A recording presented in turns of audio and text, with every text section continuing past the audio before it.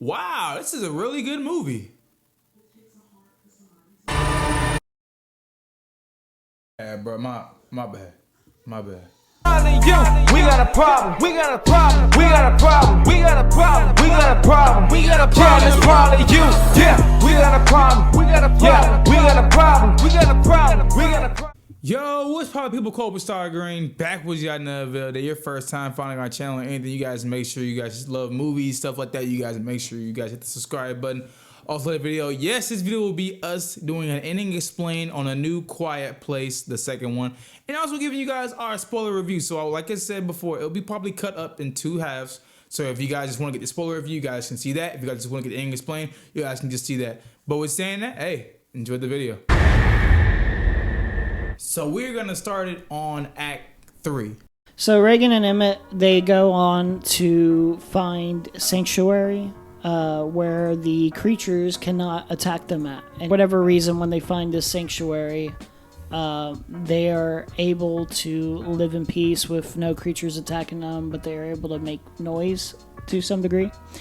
And while that's happening, Mother and Marcus, the rest of the family, are surviving the enclosed space that they're in with the few supplies that they have.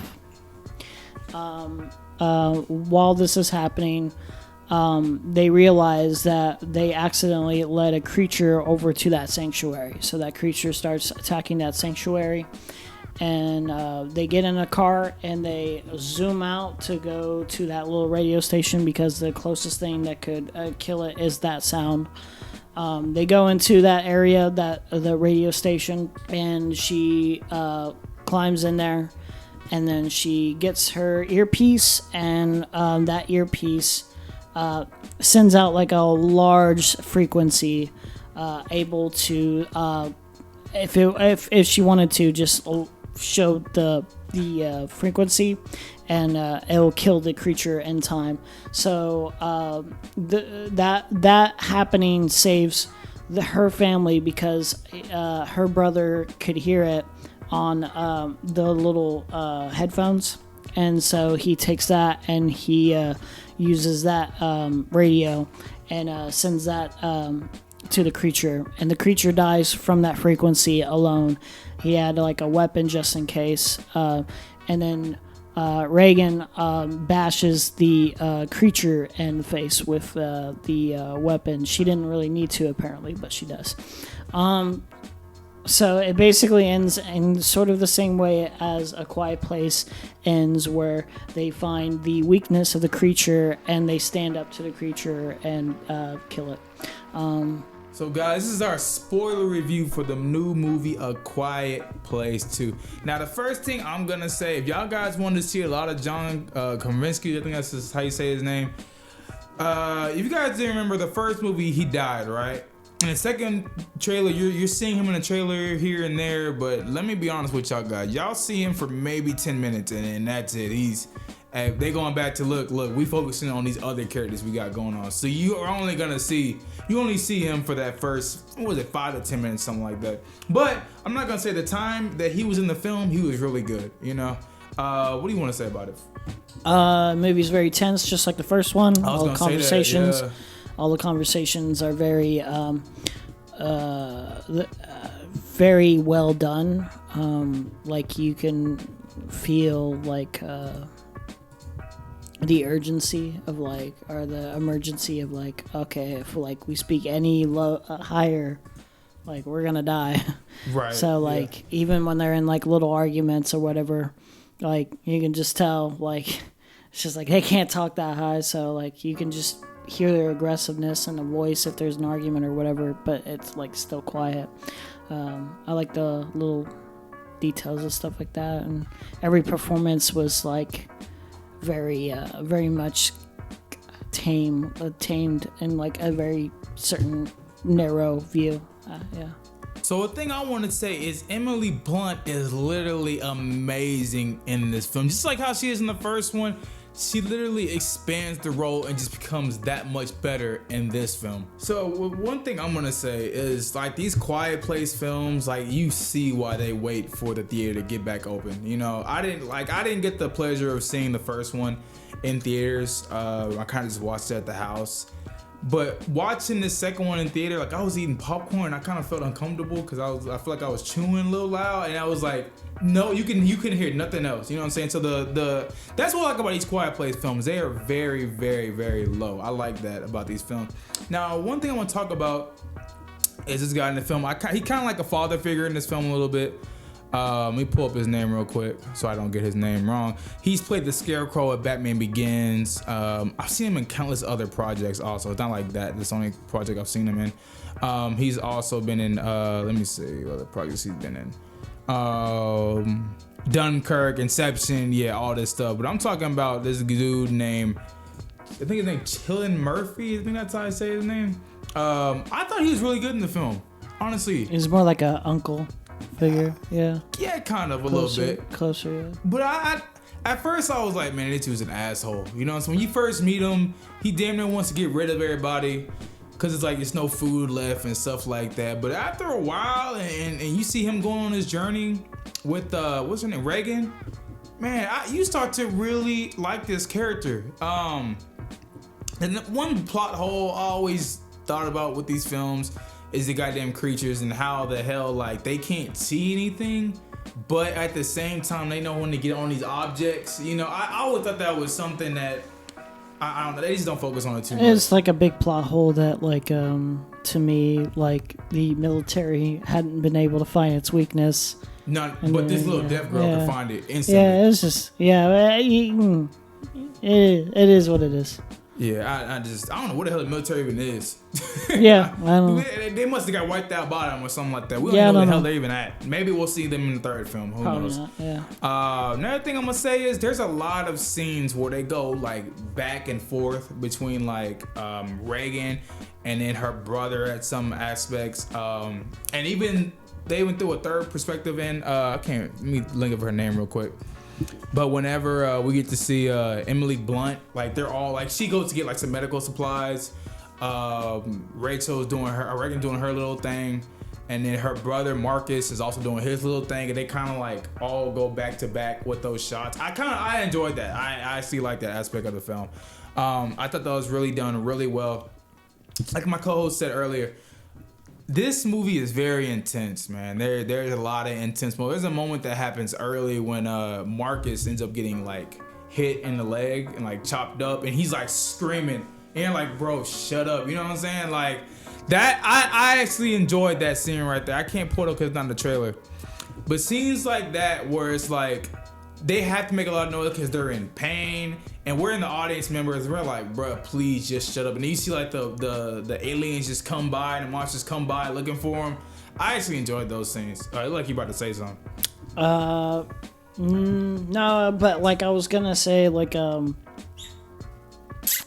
feel like every moment feels like it's etching by, like every moment could be like really tense. Right. Doesn't really matter. It's just like time ticks with this one. It's only an hour and 38 minutes, but it feels much, much longer. I would definitely say that, man. You're definitely on it. This movie, like you said, hour 38 minutes. Yeah. But I'll tell you, this movie maybe feels like 2.5 hours, maybe. Yeah. This movie feels very, very long. Not saying it's a bad thing or anything. It's almost a good thing, almost, for its film. Yeah, I'm not. It's because it's around the same amount of time as Spiral, but it don't feel like it. You know what I'm saying? So it's not like, usually it's a bad thing, but here it's not a bad thing. Next thing I want to say is I'm gonna talk about Reagan really quick, if I can find her in the trailer.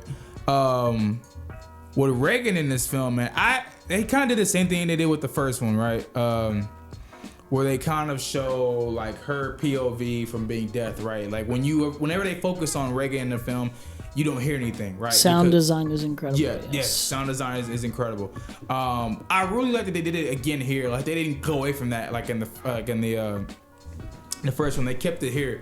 There's a lot of times where they just completely focus on her, and there's like an alien behind her, but she's deaf, right? So she can't hear it, and we also can't hear it either. So I enjoyed. There's a scene where she's on the train, and she doesn't even really realize that there's an alien there with her. But it still shows the POV of her being deaf. So I thoroughly enjoyed stuff like that with her character. I'm excited to see what they could possibly do with Reagan in a third film. I'm excited to see what they could do with her. Let me see. Is there anything else you want to say? The kids were the best actors somehow. Like, I mean, I don't know. Emily Blunt still did her thing. Every performance was really, really, really good. But like, it is like one of those few movies where I feel like kids kind of outshined a little bit. Yeah, I feel like it was the kids' film, like dead ass. Like I was actually gonna talk about that in a second, but as he's saying, in the second film, it's kind of like the kids are like taking over a little bit. Yeah, like they stepped up in like a bigger role. As I'm pulling up the two kids, I'm talking about Reagan and her brother.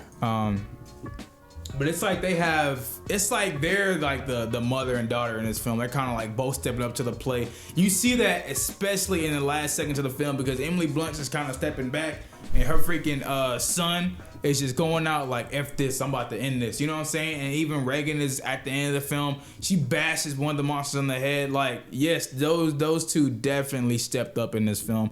Trying to think, is there anything else that I'm missing? I thought they would go more into prequel stuff.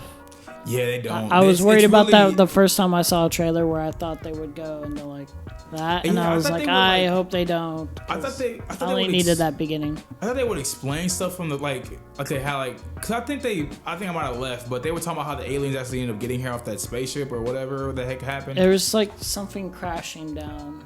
But then they don't really go too much in depth in it though. They just kind of like. Yeah, I think it's better left ambiguous to me.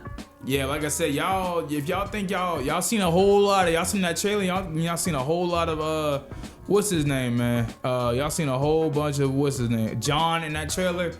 Look, you don't see him that much in this film. That was the first 5 to 10 minutes of the film, and they just let it go. You know what I'm saying? But end all, I'm not gonna lie and sit here like I thoroughly did not enjoy this film. Now I'm gonna say, do I think it's better than the first film? No, I don't. If you're asking me, I do not think it's better. It's not bad. I'm giving it an 8 out of 10, but I do not think it's better than the first film. You want to go ahead and give up? I don't know yet. I think they're even for me almost. They have like their own purposes. Like I think it's hard to really take away from John's performance in the first one. Like, a really likable character, great chemistry with everyone on cast. But there's something about the second one that just feels good too, like where it feels more like passing a baton in the right way. Yeah. Where, his performance wasn't, necessary. His character wasn't necessary for the film. His death was like impactful. So I don't know. They both like complement each other. I think. I don't know if I prefer one over the other. Like I think this is like one of the few times where I'm like, I don't think there's anything worse or better that I could say for sure for either one. That's a really good point. Like not really. Like, I don't know. I prefer the first one over the second one. Yeah. But I can see how people could be like, nah, the second one a little bit better. I can definitely see it. I might say there's probably better tense moments for the first one. Yeah, like especially when she got pregnant. When she's pregnant and she's giving birth. I'll give the slight edge there. So I might say one's better. But like they're so close that it's almost irrelevant. I don't really say that often. Usually I'm like, yeah, this sequel was better, or this sequel was worse, or something. I don't know. I think that's a rarity.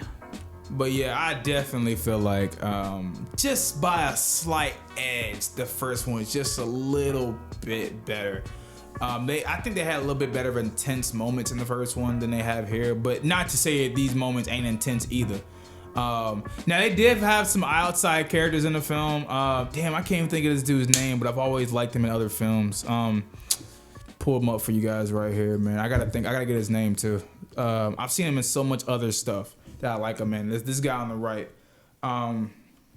Forget his name, man, but you don't see him too long in the film either. Let me actually get his name for you guys. Damon, Dejimon, whatever his name is. I think that's how you say his name. But y'all gotta know who I'm talking about.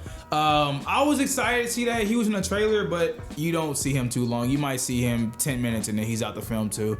So all these characters that it's crazy. It's like one of those video games where you're with your select characters, right? But then you go and you meet other new people, but every time you meet them, they don't really survive too long. It's kind of like that. I can't think of maybe like a Resident Evil game. Like yeah. Kind of like Resident Evil. Say like you're playing Resident Evil, you meet these new characters, right? But you know in the back of your head they're not gonna survive too long. Yeah. It's kind of the same It's kind of the same thing here. So not to say I didn't like it. Like I said, I give the movie 8 out of 10. You go and give your rating on it. 7 out of 10. Yeah. There you go. That's not bad. I would say definitely go see this in the theater. That's the big thing. It's not gonna be the same as if you're watching at the house. I'm sorry. Yeah, I'd probably give the first one like 8.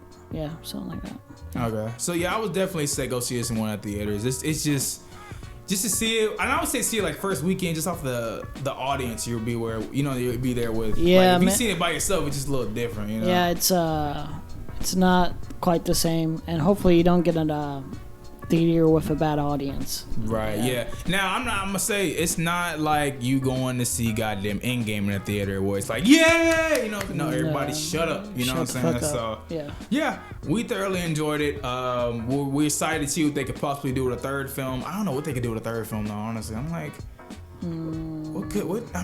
maybe they'll find a way to be like. Kill all of them, maybe grab a community and then like find a way to kill all of them, but like do it like in a smart way, like maybe like a larger radio frequency. We'll see. I don't know. Maybe we don't need that. I don't know. But I was thinking like maybe you could like bring in like the military in the third one. Maybe I don't know. Like you know how there's like those movies where they make like the second, like Independence Day, the second one, like we're gonna fight back in this one. Maybe the third one they can set up them trying to fight back a little bit. I don't know. Maybe I don't know. That's where they probably could go back, because that's where I get, like my co-host said in the beginning and the ending I explained. It kind of ends off like the humans kind of taking control a little bit, like the daughter, the son, they both are taking control. So maybe they just completely bring the fight to the aliens in the second and the third one. So I don't know, maybe I could be just tripping, but I think that's probably where they probably end up taking it. Maybe the third one have the aliens be the ones trying to be quiet. Yeah. That'd be a good idea. That'd be a good idea though. I'm not Get gonna twist. Lie. Yeah. They're trying to raise a kid. I definitely think that. Yeah, what? I definitely think like they're probably gonna work on a third one, and maybe the third one will probably be the last one. Cause after they fight the aliens and they just completely go to the aliens, what more can you do? Just give me a pretty solid trilogy. I'll be good. Yeah, I think they'll probably go that route for the third one. I can't see a third one. Like they'd have to try really hard to fuck it up. Like I don't know. Yeah. This is pretty solid. Pretty straightforward. It's a really good 2 films, you know what I'm saying? I would definitely, if you could, like watch them back to back. Like watch the first one, watch the second one. Because the first one, soon the first one ends, it goes right into the second one. Right into the second one. So right connected. Yeah. So with saying that, hey, y'all first time finding our channel, you guys make sure you guys hit the subscribe button. Also the bell. Tell me your thoughts, complaints, criticisms like that down below. And hey, we will see you guys in the next one. Peace.